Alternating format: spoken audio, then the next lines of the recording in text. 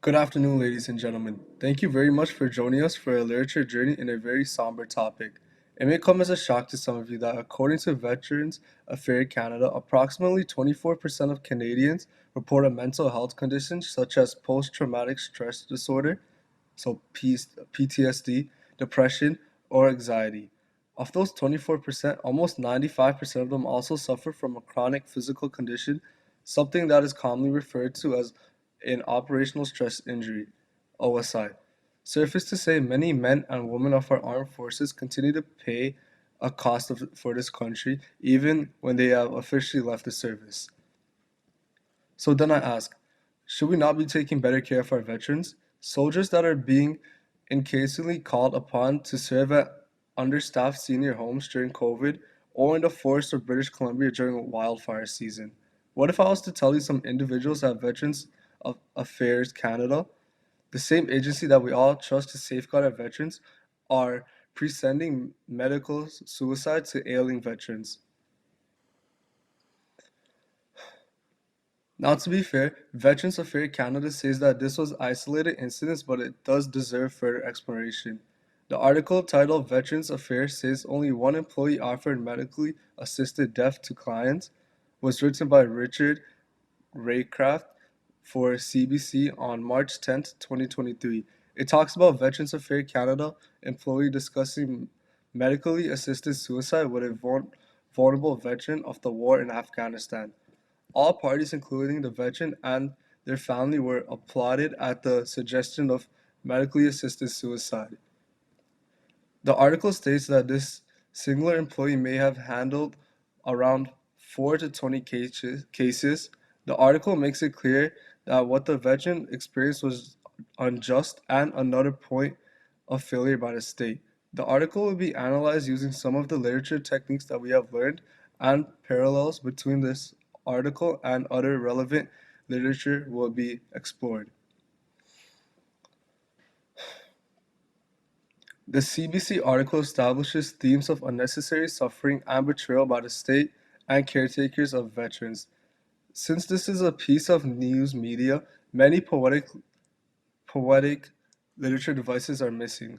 Having said that, the author makes excellent use of the rhetorical triangle in order to get their primary points across. The rhetorical triangle is made up of logos, the use of logic statistically, pathos, the use of emotion, and ethos, the use of authority. The author builds an effective narrative by using all three aspects of the rhetorical triangle. First, they establish an emotional contact via pathos by stating that the department deeply regrets what transpired and understands the seriousness of these incidents. The article states that the veteran had made recent improvements in their mental health, and there is no current evidence that they have been set back due to this development. This creates an immediate emotional response as it establishes the veterans as a clear victim of this incident. Next, the author utilizes logos to limit the scope of the problem by stressing that it was a single individual responsible for an isolated incident. They also provide a wide range of alleged cases, 4 to 20 approximately, which again numerically limits the scope of the issue. Finally, ethos is established throughout as an authority figure, and the official report are referred to for comments.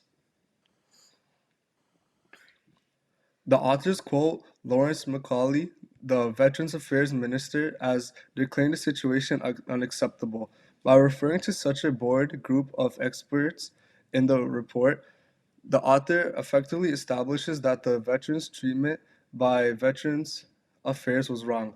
This goes a long way in supporting the central theme of the news article that the treatment suffered by the veteran was wrong by was limited.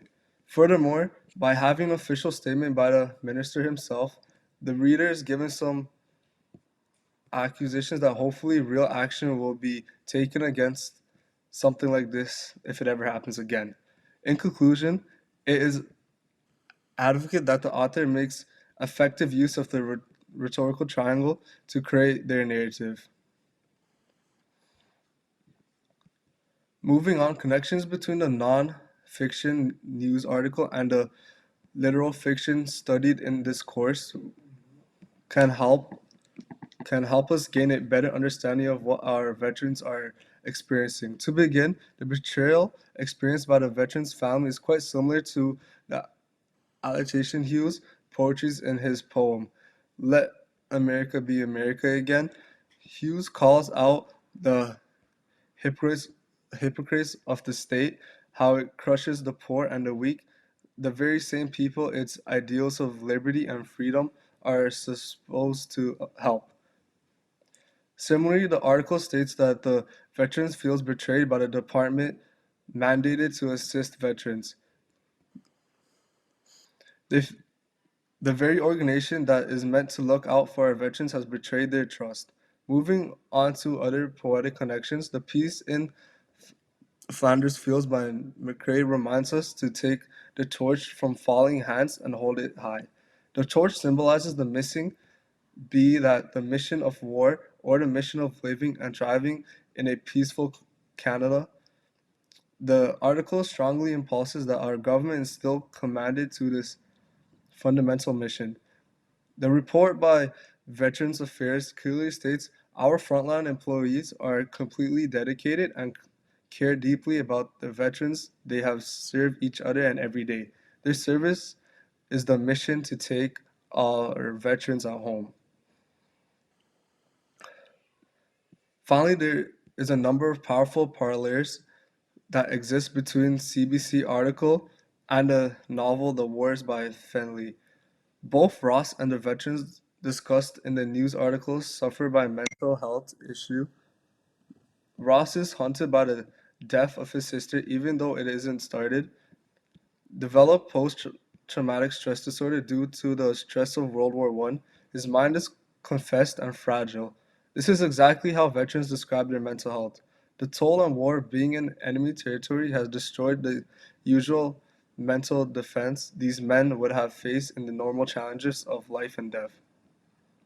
The war is also reflected in the novel as mines explode at the Saint Innocenti.